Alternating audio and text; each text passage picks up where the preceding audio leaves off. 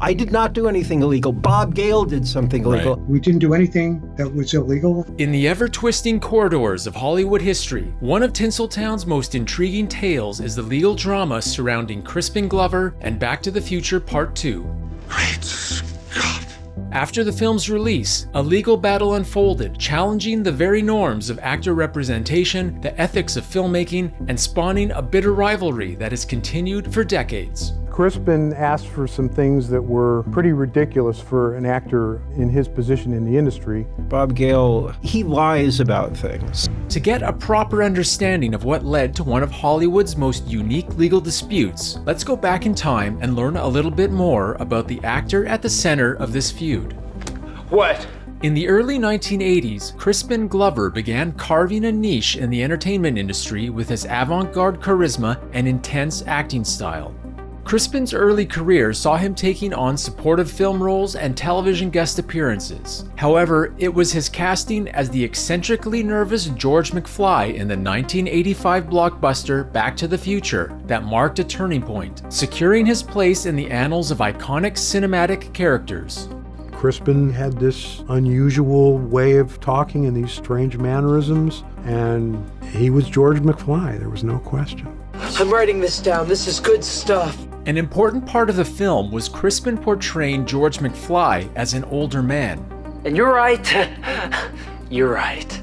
The effect was achieved by taking a life cast mold of his face. This mold was then used to design prosthetic makeup to accurately replicate the features of an older George McFly. During the film's production, Glover's unique methods and sometimes unconventional behavior could be puzzling to his colleagues. He sees things differently and thinks about things differently. Like one point when I chased him across the street and onto his porch step, he had this broom and he wanted to give us a sweep with the broom. And Bob was saying, "What's with the broom?" And he said, "Oh, it's a sweep of indignation." And we said, "Okay, well, that's cool." But there was a general respect for his undeniable ability of bringing depth and nuance to the character of George McFly. This respect, however, was seemingly questioned at certain times due to Crispin's voicing his opinions about the script. Glover had significant reservations about the conclusion of Back to the Future.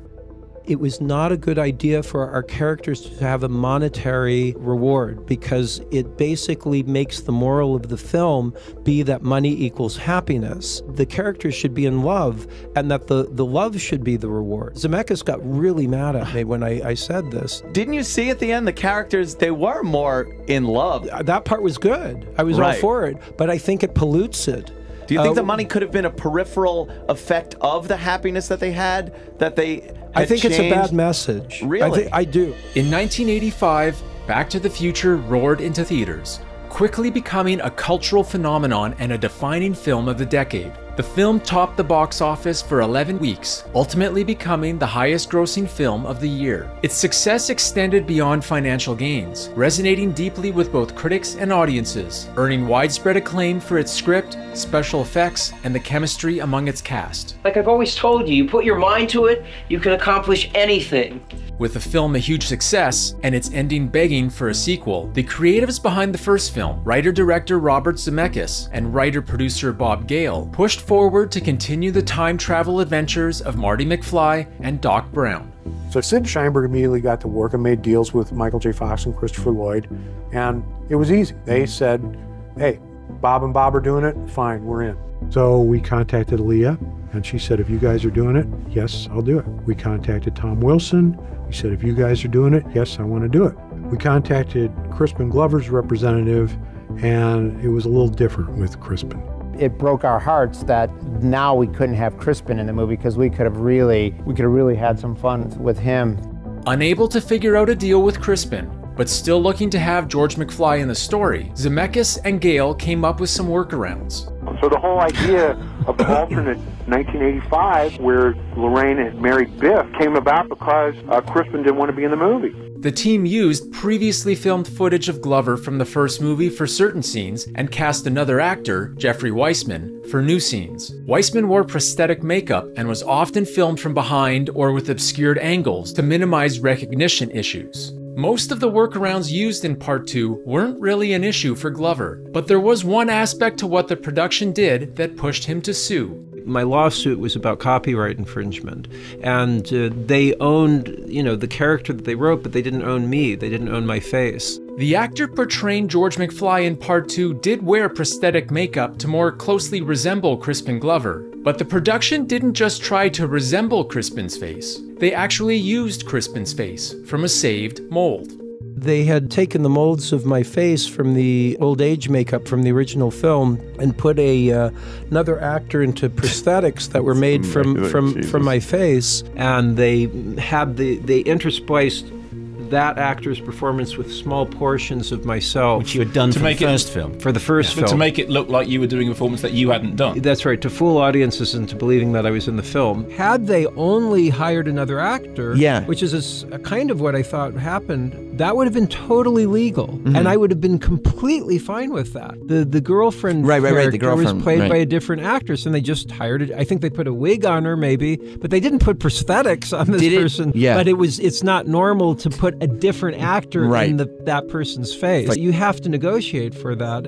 And what was the result of the lawsuit? I have to be careful about how I word it, but it was settled with mutual satisfaction. While the details of the settlement were not disclosed, it's been reported Glover received around $760,000. The reason I had the lawsuit, the primary reason that I had it was I just wanted people to know that I wasn't in that. That wasn't me, because I didn't. If I had played that part, I would have played it differently. I didn't like the way that guy played it, and people think that's me. Didn't either. I do not like the performance that person did. To me, that was a bad performance, bad acting. I would never have made the choices that person made, and people then attribute bad acting to me.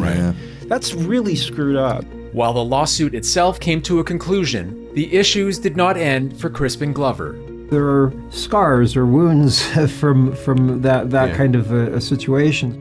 In more recent years, writer-producer Bob Gale has made several statements about negotiating with Crispin Glover for his participation in Back to the Future Part 2. According to Gale, Glover made outlandish demands during the talks for his return. Crispin asked for some things that were pretty ridiculous for an actor in his position in the industry. And his agent called and said, well, Crispin wants Michael J. Fox's deal, which was $2 million, and he wants script approval. I'm not even going to dignify that with a response. That's crazy. So I said to the agent, go back to your client, call me in 2 weeks, and let's talk something more reasonable. So 2 weeks goes by, and she calls me back, and she says, I'm sorry, he doesn't want to budge from that. I said, okay, thank him very much, and we'll just write George McFly out of the sequel.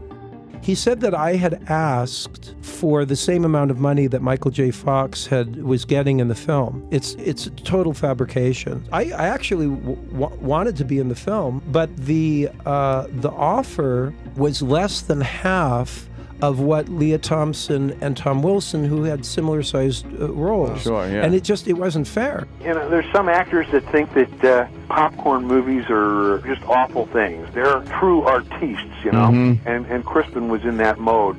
Oh, yeah.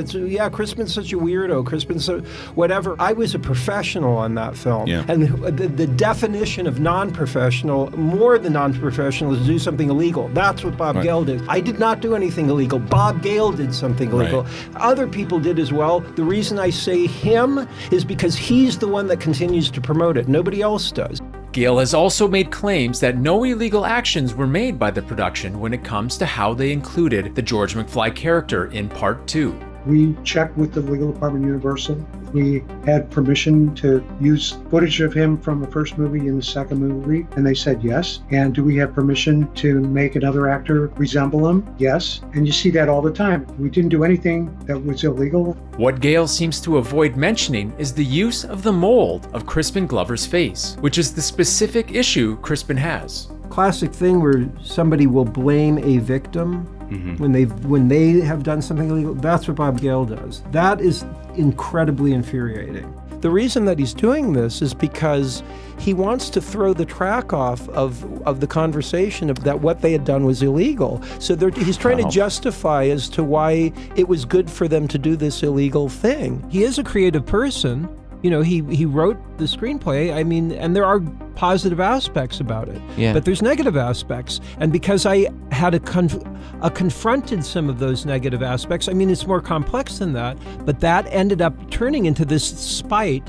Glover has often mentioned that after his lawsuit, the Screen Actors Guild strengthened protections concerning how actors' images and likenesses can be used in film productions. Because of my lawsuit, there are rules in the Screen Actors Guild that make it so producers can never do something like that again. I'm proud of the lawsuit, but what they did was always illegal. It wasn't like it was legal before my lawsuit.